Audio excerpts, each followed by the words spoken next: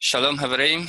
Haverim significa en hebreo compañeros, amigos, como dice el Salmo 119, ¿verdad? Que ya lo estuvimos allí revisando. Soy amigo, socio, compañero, copartícipe de todos los que te aman y vigilan, guardan tus encargos.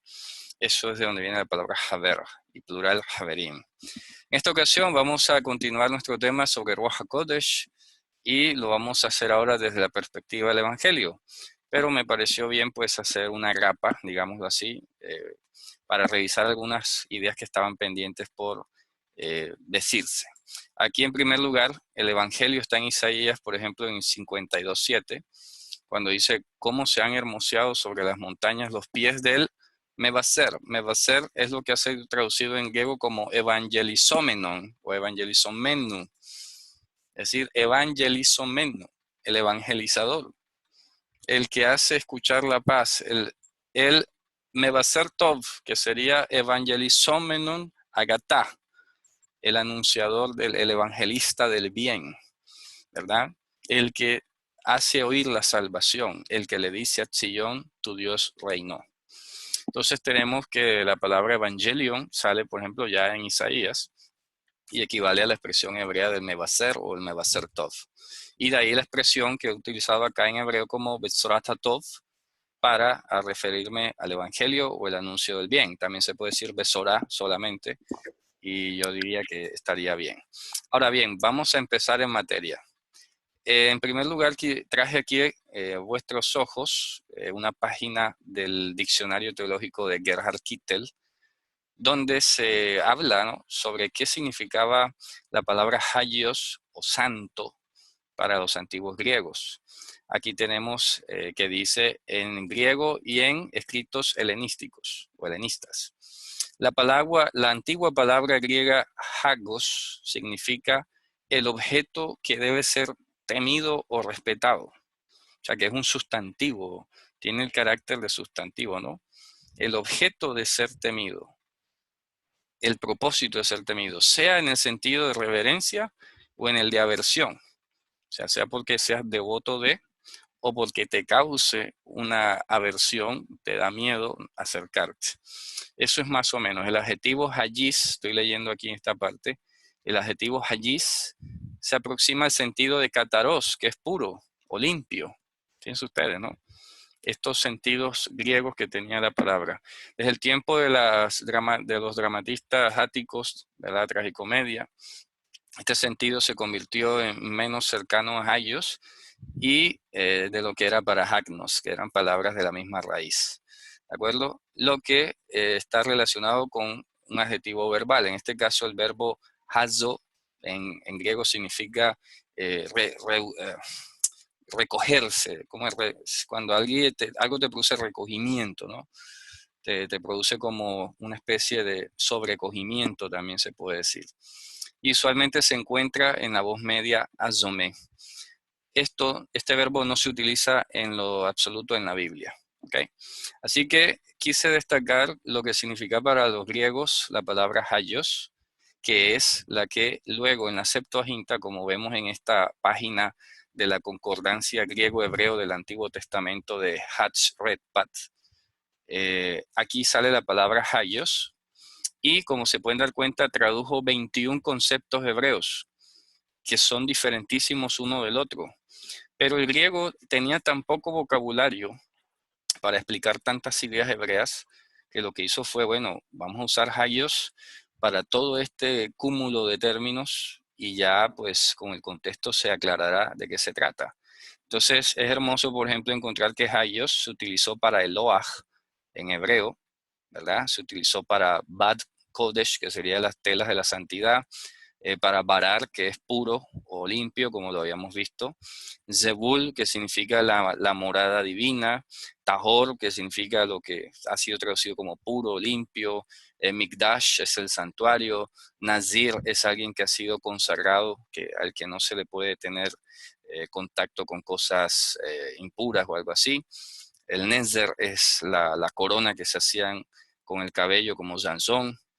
Tzavá, por ejemplo, fíjense donde viene Tzvaot, que lo estuve mencionando en la última Haftarah, es el cúmulo de la potencia divina.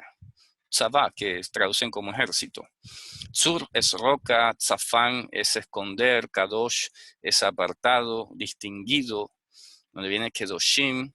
Kadish es en arameo, el verbo kadash sale allí, sale la palabra kodesh, que como se pueden dar cuenta, de las 21 acepciones que llegó a tener la palabra hayos con relación al hebreo, se pueden dar cuenta que es la numéricamente más utilizada. Sin discusión alguna, la opción número 15, kodesh, es la más utilizada. Terminamos con Shagav, que significaría ser exaltado, Aarón, que es el arca, Tov, que es bueno, Makom, que es lugar, Gadol es grande, y Yatir, extra, algo que excede, ¿no?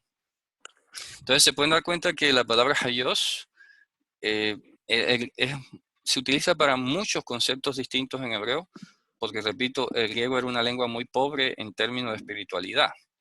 Ellos vienen de ser una generación filosófica y luego ya en la última etapa se volvieron paganos y todo lo demás.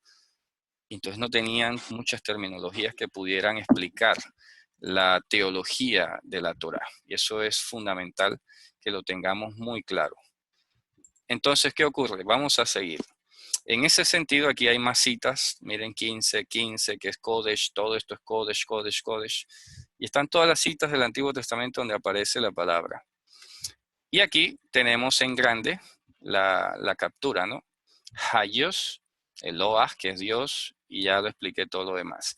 He destacado aquí como las más directamente relacionadas, ¿no?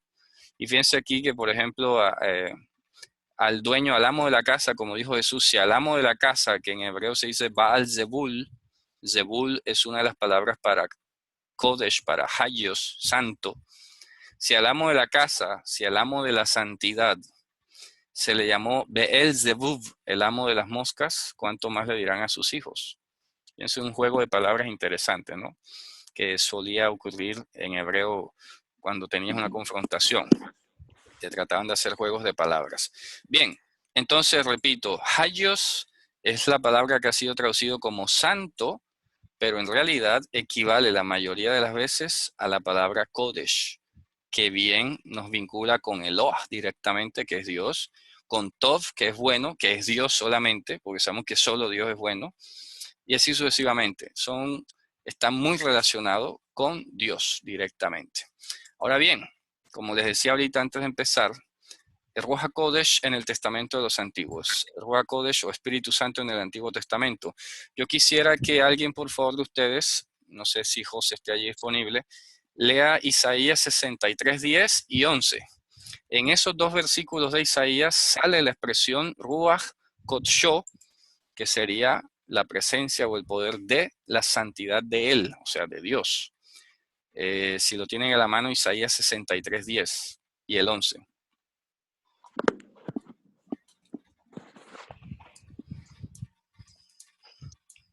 ¿Cómo dice, por favor?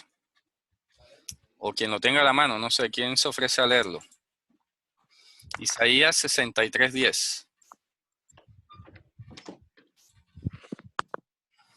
Yo quiero que ustedes lo lean para que sean ustedes directamente quienes comprueben, ¿no? Verifiquen. Yo lo puedo leer acá, pero yo quiero que ustedes verifiquen. ¿Quién se ofrece a leerlo, por favor? Yo lo tengo, Eri. Adelante, por favor. Mas ellos fueron rebeldes e hicieron enojar su Santo Espíritu, por lo cual se le volvió enemigo y él mismo peleó contra ellos. Ahora el 11. Pero se acordó de los días antiguos de Moisés y de su pueblo, diciendo: ¿Dónde está el que le hizo subir del mar con el pastor de su rebaño? ¿Dónde el que puso en medio de él su Santo Espíritu? Ok, entonces sí existe el concepto de Espíritu Santo. Pareciera que de pronto decirlo al revés nos hace pensar que es distinto, ¿no? Porque Santo Espíritu pareciera que no fuera lo mismo que Espíritu Santo. Vamos a entender, da esa sensación como si no fuera lo mismo. Y sí es lo mismo, ¿verdad?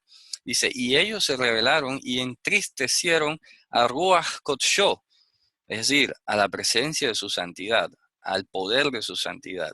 Y se convirtió para ellos en enemigo y peleó contra ellos, guerreó contra ellos. Y dice el 11, y recordó los días de tiempo escondido, ¿verdad? Remoto, Olam, a Moshe, a su siervo, a su pueblo.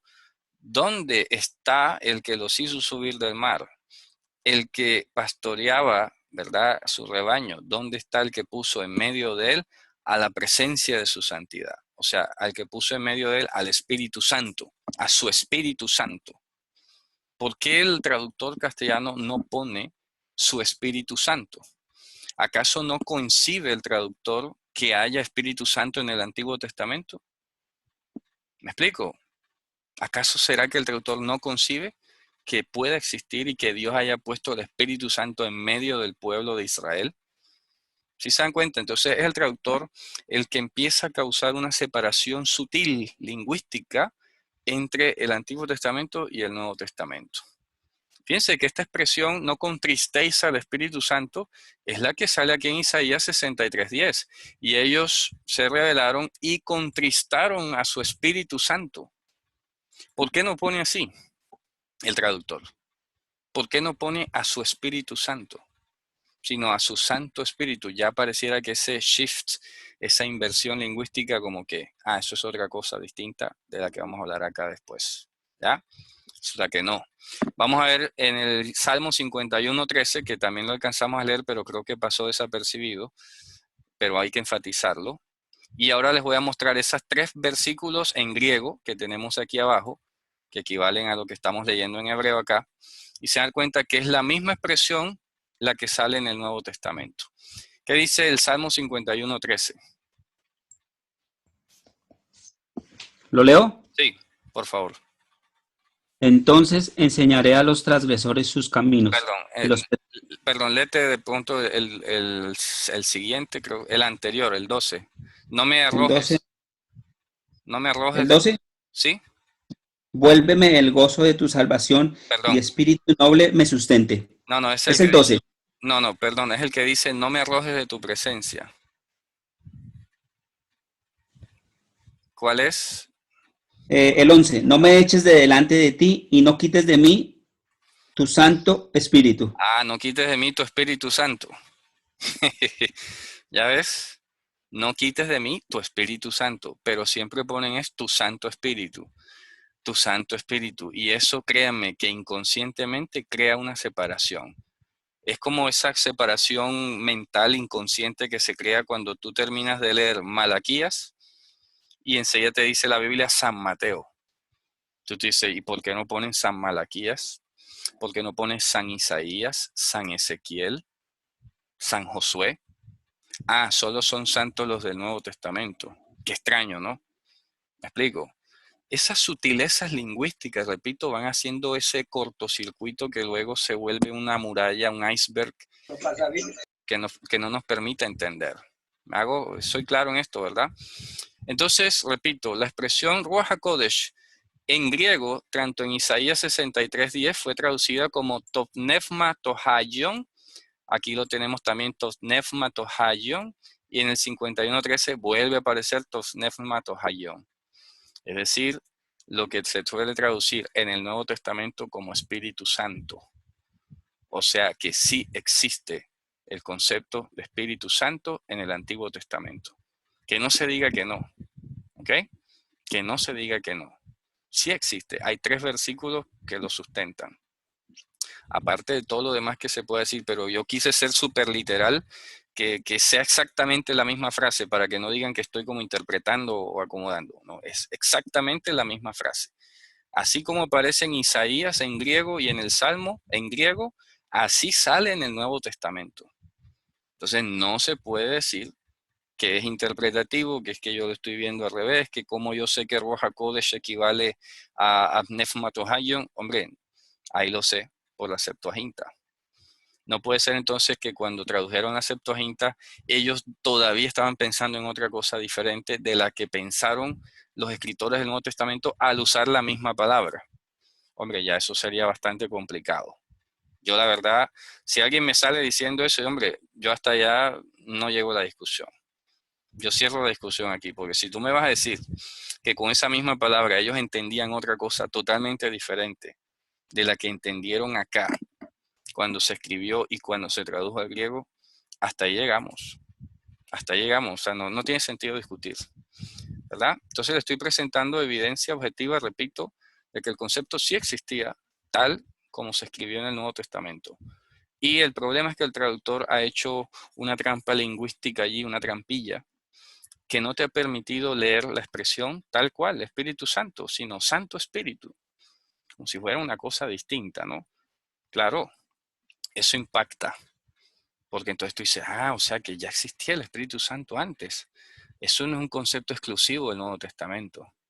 Entonces, ¿cómo era el Espíritu Santo? Ya eso lo explicamos. En la clase anterior yo creo que hicimos un amplio recorrido y repito más lo que repetí en la clase sobre la Neshama, que ahí revisamos otra cantidad de versículos adicionales y distinguíamos cómo se traducían tan diferentes el uno del otro.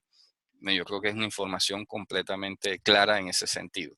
Ahora, yo quiero que nos concentremos en estas expresiones topnefma tohayon, que estamos señalando aquí en griego, porque al abrir el Evangelio, por ejemplo, aquí revisé todas las citas de Mateo y la estadística fue esta. En Mateo aparece 19 veces la expresión nefma o espíritu y 14 de ellas se refieren a nefmatos hagiu, nefmatutiu, nefmatiu, topnefmatu patros, topnefmamu, efnefmati y topnefma.